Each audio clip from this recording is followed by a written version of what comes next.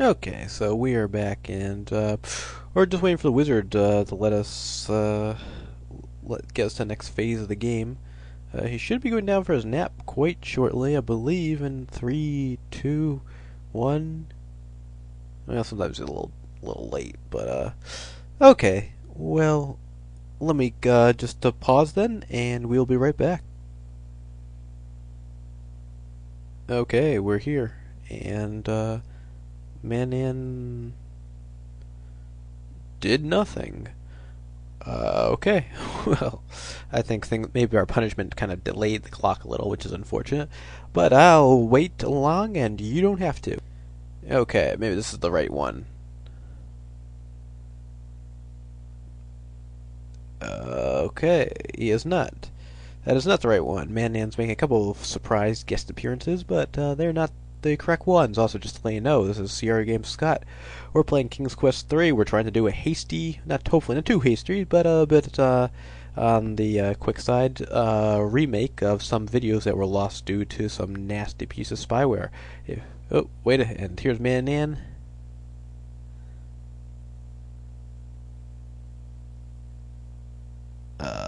You gotta be kidding me. Okay, well, if you tuned in to see Manan teleport in and out of rooms, then this day is your lucky day. If you tuned in to see some actual action, I am very sorry. Sorely disappointed as well. Okay, but like I said before, I don't want you to wait, but I will oblige. So we'll see you on the other side. Oh, wait. Okay. Please don't embarrass me yet again, Manan. You got something to say, right? You feel Manan's cold gaze is quite unnerving. Okay, well, what's going on, my friend? Okay. This time I'm really going to pause, and I'm not going to come back until he actually says what's going to happen. And 1 second later, I'm going to bed, Gideon. Do not disturb me. Good advice. Okay, I apologize for that, folks. I think getting punished beforehand that I showed you last time we turned into a snail. By the way, if that happens to you and you play this game, turn on fastest, and you can just move as quickly as Alexander normally can, for the most part.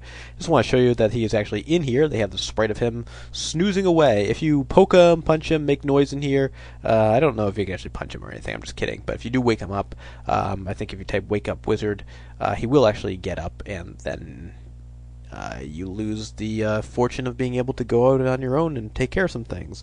So without further ado, let's take our stuff. Yes, cap locks are still on, fortunately. If I press shift, it actually will not be in caps, but that's kind of annoying for me, too.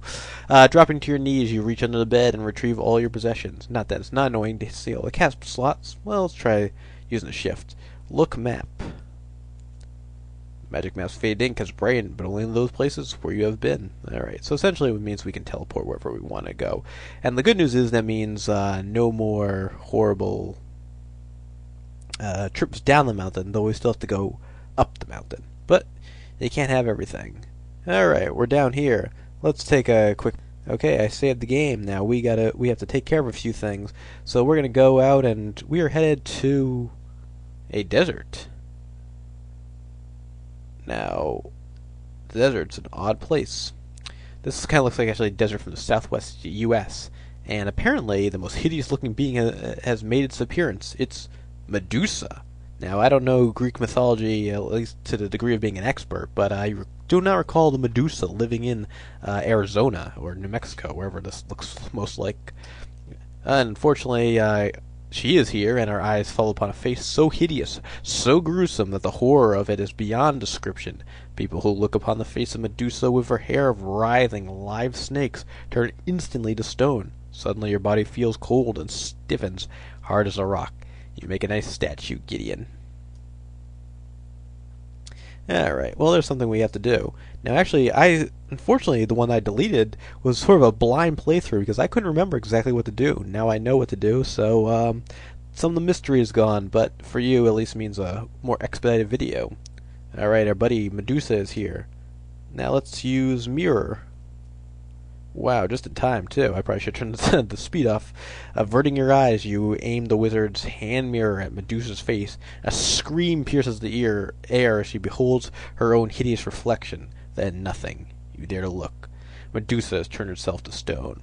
Now, you know, I've seen some ugly folks. Some might even say I might be not on the best looking side, but to be able to turn yourself into stone by looking at yourself, that has got to be a pretty ugly person. My dad used to have a joke about people, maybe you've heard it before, about people being two-baggers. That is, they put two bags over their head just in case the first bag falls off if they're that ugly. And she apparently is even uglier than that. So let's take the cactus that's here. Another little part of our scavenger hunt for spell items. We take the cactus. We've got Medusa, so now we can roam the desert. That's really the point of that. And there's two things we need in the desert. So sorry for wasting your time with that save. I normally pause it, but I wasn't paying attention. Anyway, let's go down and see what else there is. Okay, so the desert doesn't have too much stuff, and if you stay on these main screens, sort of the part of the desert that's just off the forest, you're okay. I don't think anything bad's going to happen to you as long as the Medusa's done. Now, if you notice this here, sometimes you can see a brown snake sort of moving, and this actually is his skin. So take skin.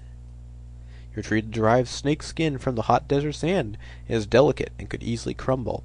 Now let's just show you. I don't know why they exactly do this, but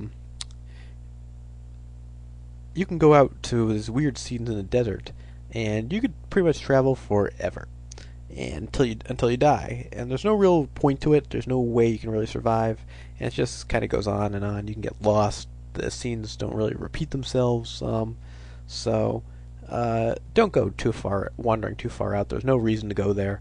I think we may be lost permanently. That's yeah. Well, another good reason not to go back. That you might not actually be able to get back if you go too far out, because this should be where we were located. Okay, well there's no point in this. Let's restore the game. Okay, and I'll see you after I get out of the desert. Okay, we're back, folks, and like I said, we're just trying to make sure we get everything we can, which is pretty much what I used those other videos for. Hopefully I'm not repeating too much from 6 and 7, but hopefully the sound is better. I did test the other one, and it looks like the sound is much better, so we'll maybe just ignore those 4 videos. Maybe I should have just ignored them and just left them be beforehand anyway. So let's take some mud here. With a wooden spoon, you kneel and scoop a spoonful of wet mud from the stream's bank. You carry it with you. Yes, you need to have the spoon from the kitchen in order to get the mud. Alexander will not pick it up himself otherwise. I don't know why, but he won't. Okay, well, I'm not too bad on time though. It's getting there, and let's. Oh, good. If you see this over here, this tree, it looks like something's sort of growing on it. That's actually some mistletoe. See if I can spell it. Oh, I did. You search among the hanging mistletoe until you find a sprig that is dried. You break it off and carry it with you. Okay, so, and you can see that blotch is sort of gone, and now we have that part, which is also useful in one of the spells. Okay, now we have some money, and let's see if we can finish that up before the end of the video. The money, you recall, is from that purse that we got from the bandits. Okay, so we're now back here. Good day to you, young man, greets the storekeeper. What can I do for you? Well, you can't actually say ask about in this game, or ask at all, like some of the later Sierra games. So the way you find out what the goods are is you have to do look at shelves. The shelves are filled with all sorts of useful items. There are a few items of particular interest to you. Leather pouches, salt, fish oil, and lard. And let's buy those things. Buy lard. Alright. 1 gold coin. Buy salt.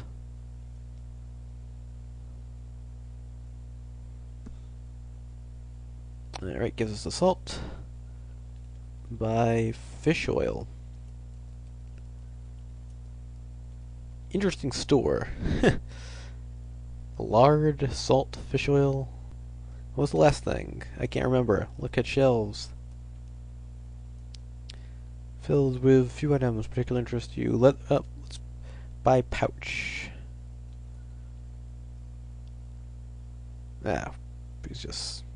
He gets bored if you don't do enough, if you don't talk to him quickly enough. Excuse me. Oh, good.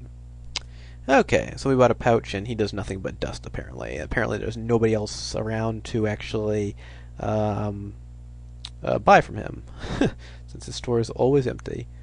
Oh, I guess we are out of time. Okay, well, I'm apologizing for these videos, folks. It's not a deal for me. I thought I did a better job recording it the first time, but hopefully we're pretty much caught up. I redid most of it, though there might be some overlap with the original 6 and 7. In any event, I'm replacing those original 6 and 7, so if you watch this, you'll probably watch the ones available will probably actually be the good ones. So, we are signing off for now. I'm Sierra Games Scott. This is King's Quest 3. This is a remake, and I will be seeing you in the new version of Part 7. Take care.